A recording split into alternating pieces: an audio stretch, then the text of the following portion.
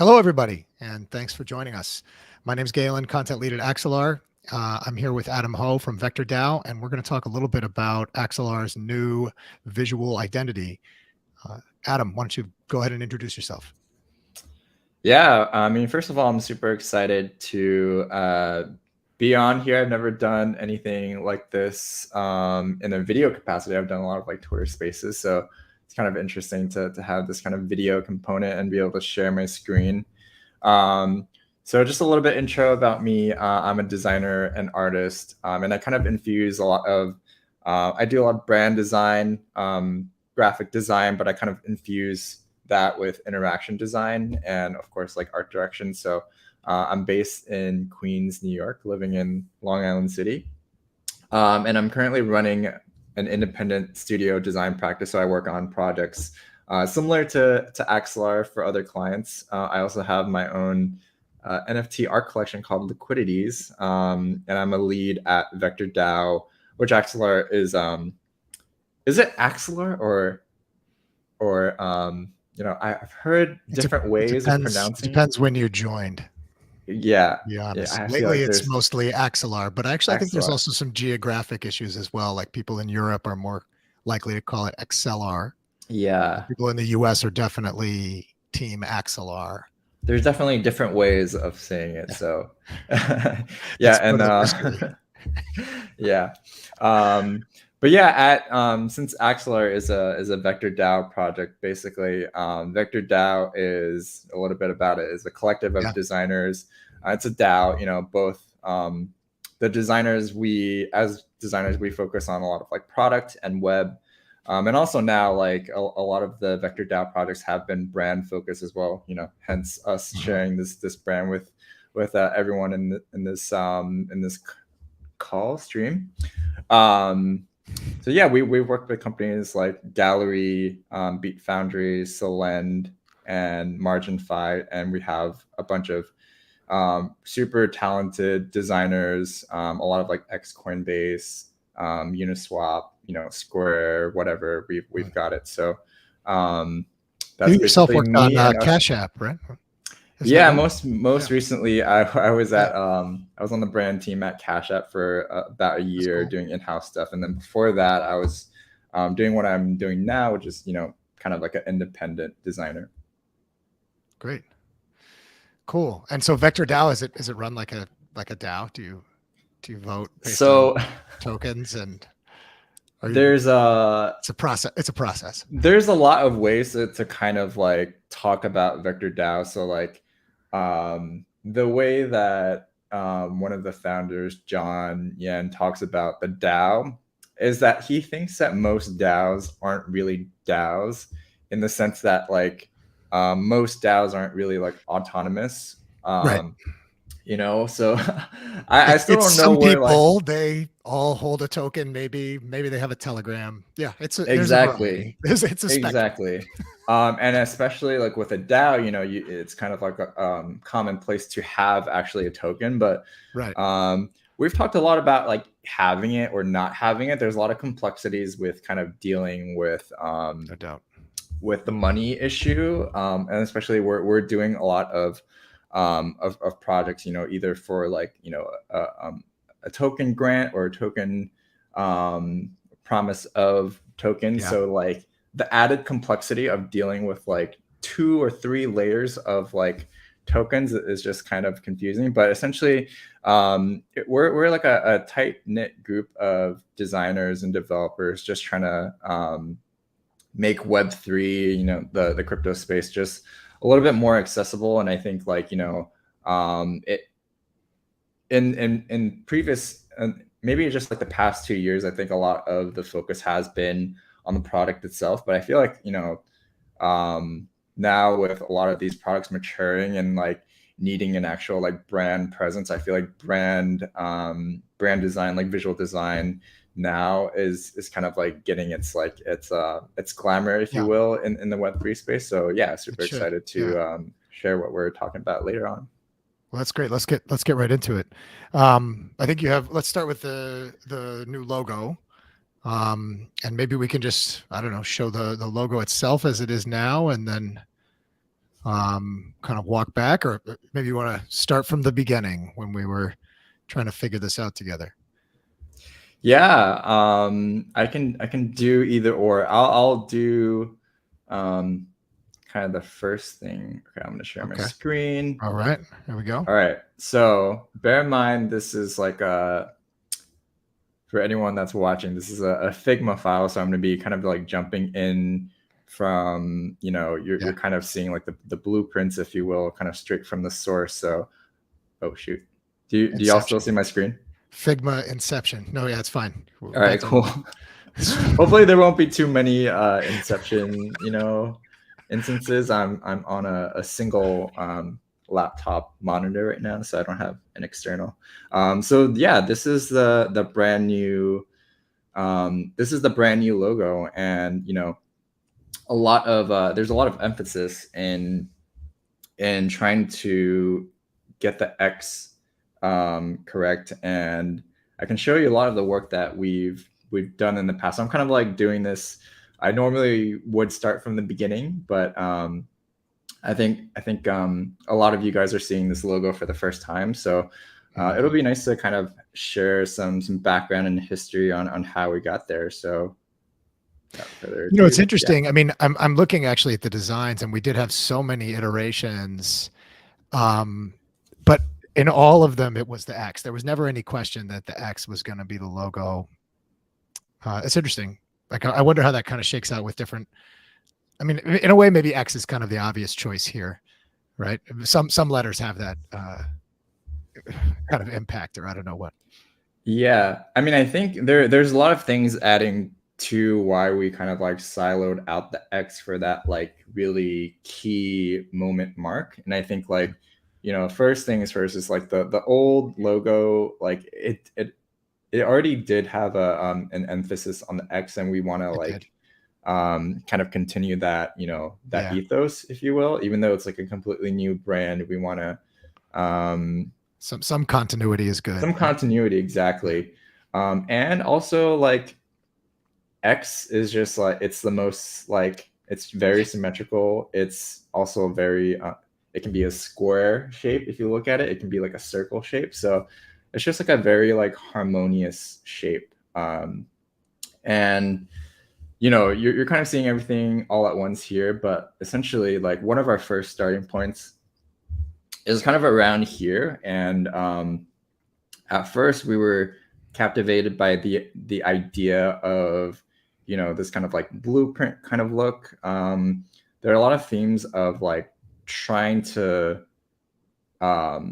share Axelar as this sort of like this new sort of paradigm, if you will. So we're trying to make something a little bit fresh and a little bit different than maybe other players in this space.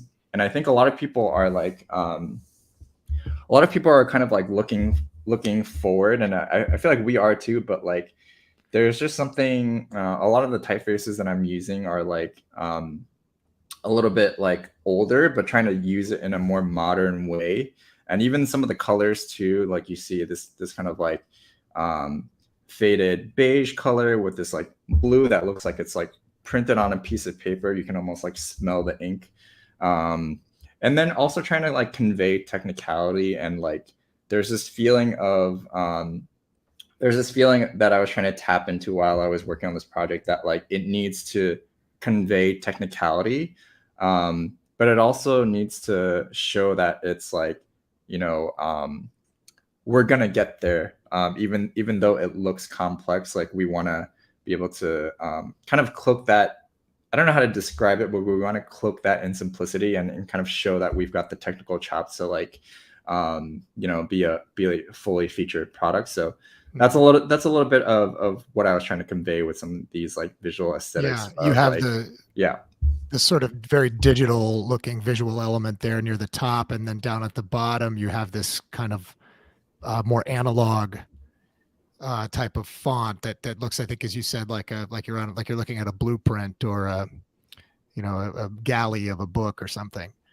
Yeah, exactly. And like it's funny that you kind of you bring up the blueprint, because there's we don't want it to look totally like super old school, but we want to also like a lot of the best ways to show technicality is to kind of like remove the polish, if you will, and kind of like show a little bit of grit, but also like yeah. So you'll see like in some of these like style frames, we use elements that make it look sort of like this is kind of like a from an older mock, but like we use elements that make it kind of feels mechanical in a way, and sort of like you're looking at like an alternate universe blueprint, like, you know, you're not sure if it's like in the future or in the past. And I think like that kind of ambiguity kind of helps us in this space. Yeah. Ultimately, we did not go with the X in those first designs. I think there was, you know, I sort of liked it sort of had like a kind of a Sputnik kind of a look to it, like a star or a satellite.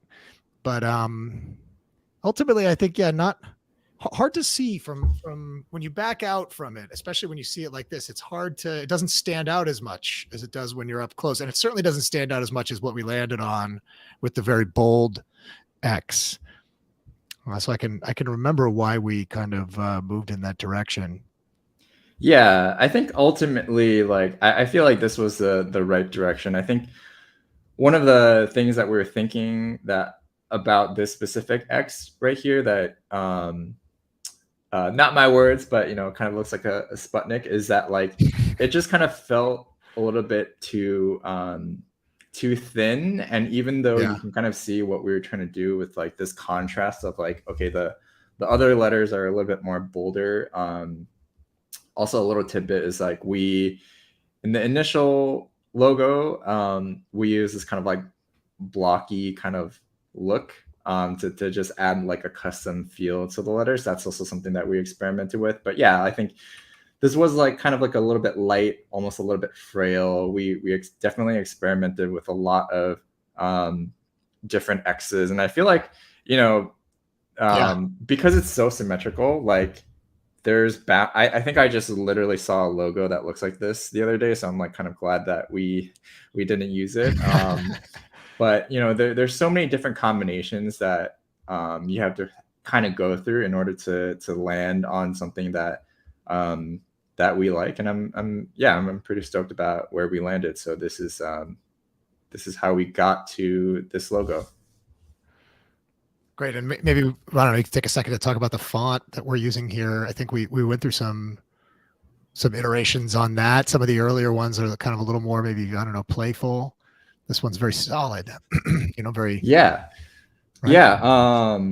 So it's kind of like a lot of it is in the details, right? So like, if you look at all of these like at once, like on the screen, it a lot of it, you know, it could feel like it's like the same font or the same logo, but maybe I'm not giving enough credit to the viewers.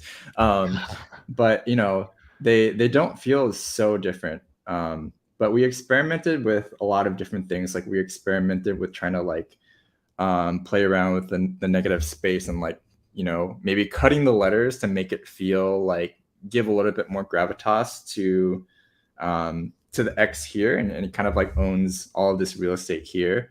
So that's something we experimented with. We also experimented with Druk. I think that's how you pronounce it. It's a typeface DRUK. That's a typeface. The font is actually called Druk text, right? DRUK text, which it sounds like drunk text. I mean, let's just say it and get out there with it. That's what I thought. I thought is the font really called drunk text? Oh no, it's Druk text. Yeah, no, it's a. I mean, either way, font. You know, either way. Either way, it would be really cool. You know, not cool, but but yeah, exactly. Like, you know, the font is a little bit there's something that we like about it, obviously, which is why we used it for the display typeface. But for the logo, actually, like sometimes it doesn't make sense to actually use the same font on the logo because it could kind of blend in with the rest of the text. So that's something that we experimented with and we tried. But we ultimately landed with this, forget which one. but I can just like skip to this part. So we're using this custom X, of course, but like we're using a base of a Futura. So you might see it's like a little bit familiar, and that's because like Futura is used is it's like a very like when you take a graphic design course, it's like one of the first typefaces that they show you, and it's it's used for a reason. Like it's Nike's main typeface, I believe. So it's very very top of mind. But it gives it that kind of like a little bit of a playful look, but it's also very rooted in history and kind of just like a classic timeless typeface for the logo. Yeah, I feel like it doesn't. I mean, a lot of the other options that we looked at kind of in a way distracted from the X, which I love. And I think that was one of the reasons why, at least for me, what we landed on felt more solid. Yeah. 100%. Yeah. Cool. Okay. Well, what should we jump into next? Should we take a look at some of the other visual elements or dive right into the website? How would you like to proceed? Yeah, I mean, I can share a little bit more about where we landed with the brand. Yeah. So you can see these brand guidelines here, and like a lot. I look and create brand guidelines all the time. So maybe I'm more used to seeing stuff like this, especially in our field, and especially for you on the marketing team. But essentially, it's kind of like a compendium and like a documentation system on how to actually, you've designed all this cool stuff, but like how do you actually, use it right within it's challenging, right? Because you're kind of communicating with other designers potentially here, right? Saying, hey, this is kind of the elements here, and here's how they're intended to be used. But the likelihood is that those designers will see things in somewhat of a different way. Yeah, it's always it's always this I think it's just the nature of like, not to make it sound really deep, but it's just like kind of like the nature of humanity, which in such a way where like I think everything is like a game of like telephone, so the brand guidelines is there to like shorten this is a bad analogy, but to like shorten the line of the wire of the telephone. Fewer hops in the network. Yeah, exactly. But it's I've kind of like accepted this, that like whenever I make these brand guidelines, unless I actually work at the company, like it's not always going to look the same as how I envision it. And I think that's like a good thing. I think it's like everyone has their own spin on different things. And I think that makes for like a more fun experience for the designer that's going to take on these brand guidelines and like create them in the future. There's little pockets where I kind of like, for instance, like how, like jumping into the illustrations, like there's a system that like I thought of for making a full piece, and it's a little bit open-ended, if you will.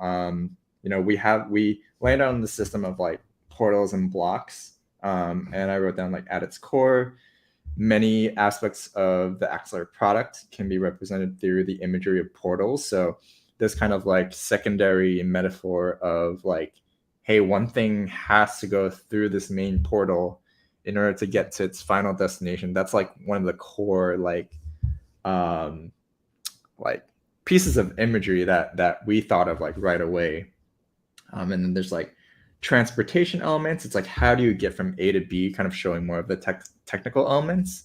There's this like backdrop of a diagram where kind of like it's just like a very nice framing element to kind of set up an illustration. And then we've got these things that we call bits, which you see it all over like the brand guidelines and a lot of the illustrations. It's just like a really good way to obviously when you look at a piece, when you look at a website, there's like a grid to it, right? But we're kind of like exposing that grid, if you will, with using these elements. So a little bit about kind of conveying like the transparency, and you guys have got like very tons of documentation to kind of share with the developer. So I think it kind of like adds to that look and intrigue. Yeah. That's cool. Yeah. I actually, the bits is a component that I really like. It's kind of like it's a visual element that's sort of behind something else. It's not really part of the foreground. Uh, and it's almost, yeah, it almost does have that feeling like, oh, did the site break? Like, is that supposed to be there, or is that, but I think, I think we got. as you go through, you can, yeah, it's, sort of like, oh, was that figure A thing supposed to be there, or did that like creep out from, did somebody accidentally leave that there when they were writing? I actually think it's great. It does have that element of like, this is, oh, hang on. Are you seeing this site right now? By the way. 1 second. I'm having a audio problem here. Oh, is it me?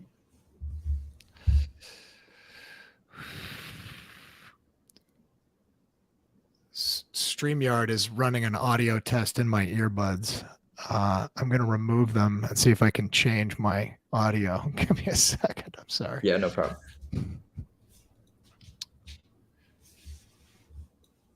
There we go. Okay. Can you hear me? Yeah, I can hear you. Sorry about that. All good. Thank you, StreamYard. Okay. So these are some of the more prominent visual elements, and they incorporate some of those bits that we were talking about, right? Yeah, exactly. And we're kind of like, we're using, very like rudimentary colors and like adding some of these gradients. So we're not, the users can kind of like recognize the same colors that we're using. So it's not, super jarring, but yeah, we're using some of these like bits elements as sort of like framing components for just filling up the illustration and kind of like conveying a little bit more technicality. And you can see like we're using some of these grid lines, a lot of like actually some of the illustrations that you might see on the website, like they have totally different grid lines based on what the illustration is trying to share. So Yeah. that's also something that we kind of like leave for interpretation for future designers to play with. I don't know if you want to jump into the website. Yeah, sure. Let's do that. About. Yeah, let's go through the homepage at least. Do you see my screen? By the way, I'm not sure if it's. Yeah, no, still website's up. Cool, awesome. Yeah. So yeah, at VectorDAO, we designed a fully fledged web design system, and also developed with the help of the we developed the site at VectorDAO, but also with the help of the Axelar in-house team. And you can sort of see like how we think about I can refresh this again, but like how we think about motion with these bits. I think it's like actually just it's just the beginning of the brand, and like just like sharing a little bit of how motion can impact the future of the brand. I think Sergey was talking about these as sort of like a kind of like an NPM load state. I'm not a developer, so I might be butchering that term, but it's sort of like a little bit glitchy and kind of adds to that look of Axelar. And you can sort of see like overall like how we're thinking about using these typefaces. Yeah, it's just like a very powerful and bold display typeface.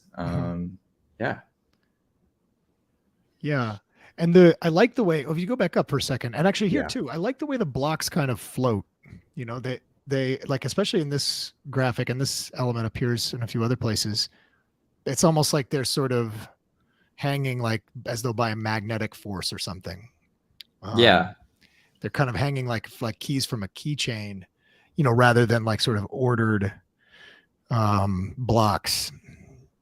Yeah, we're also playing around with like something that I think you were calling it 3D, but it's kind of more like 2.5D. It's like we're crafting kind of like a look that it feels like it's sort of dimensional, but it's actually just made out of like flat elements. So there's something, there's like a little bit of like a playful tension with some of these illustrations.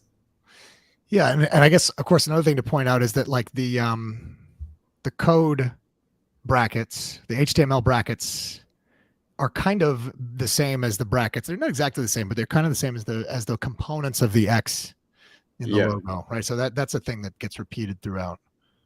Yeah. That's, to be honest, that's something that I felt like almost came towards the end of the project. I can just kind of share with you some like the social stuff.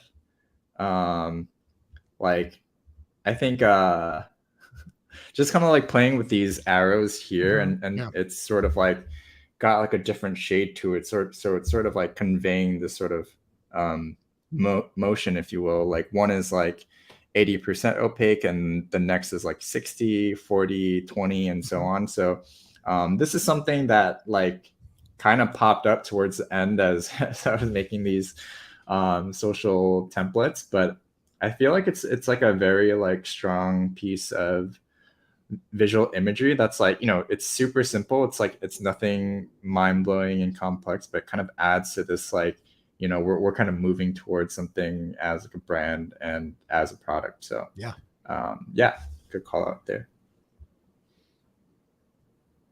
I don't know how much time we have left, so I feel like if we want to talk about anything else, I'm happy to share my insights. We can wrap it up in 30 minutes. That'd be great, I guess. What maybe we can just kind of go through the rest of the homepage and think about talk about the layout there a little bit. We kind of focused on the top here, but I think it's, yeah. So other, individual elements, like I think the ticker and the marquee, it's like it used to be called a marquee, but now people call it tickers.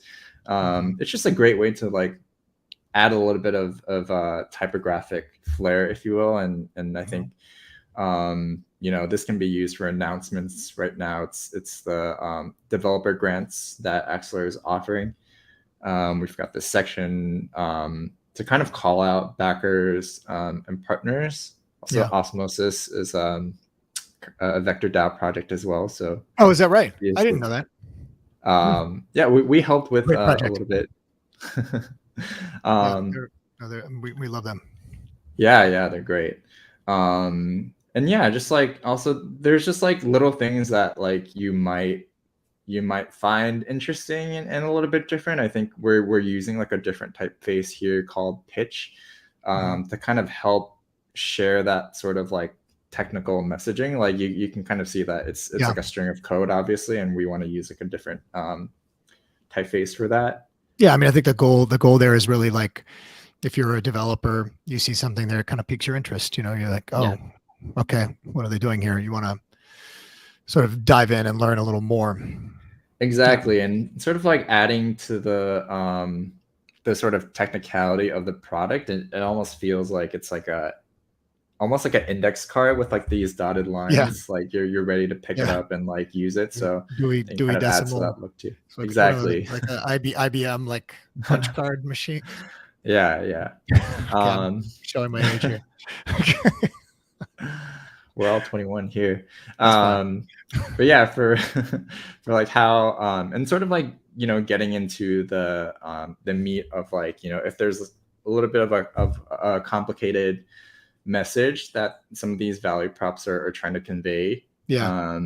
These illustrations here are kind of to like, it's not supposed to tell the full story. How I like to think about illustrations is that like when you look at it, it's just like it's like something nice to look at that helps to support the message. So here, like beyond bridges, you can see like it's like two different elements trying to like go towards one element here, and it's like loosely implied. So that's the kind of like at least the ethos that I have for illustrations. I feel like other illustrators that maybe are like drawing more like topics that are easier to convey, it might be a little bit more more literal. But but you know, a lot of these concepts are, to be frank, super hard to visualize. So I think we tried our best here to kind Yeah.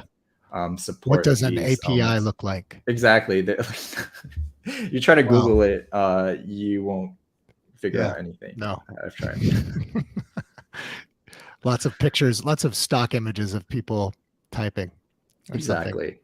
But yeah, I feel like just to wrap it up, I mean, Yeah. like I feel like, you know, when you dig throughout the site, like we try to make everything as like custom as possible for you guys. So like for the illustrations, even though like something might look similar, like they might, you know, be a little bit different with how we're using it. Maybe it's like a different grid or like a different color system. So I think the goal, a lot of what I try to do in my work, and I think like a lot of the people that I work with kind of like it, is like the more you look at these illustrations and the more like you're looking at this whole brand system as a whole, like you might find something in there that is sort of like an Easter egg, or like, oh, I didn't know like they use the framing elements like that. So that's something that I like to incorporate, you know, a lot in my work, and hopefully that, you know, is kind of fun for people. Cool. Well, Adam, thanks for doing this. Appreciate it. This is a lot of fun to go through some of this again and think about it. Like, I'm excited about the new look, and yeah, it's great to unpack it here with you. Yeah, for sure. Super happy to share all this, and happy that the work is out in the world. Yeah. Cool. Well, thanks again. And thanks everybody for joining. And, you know, if you missed the conversation, of course, you can find it on our YouTube channel. Awesome. Thank you. See you later.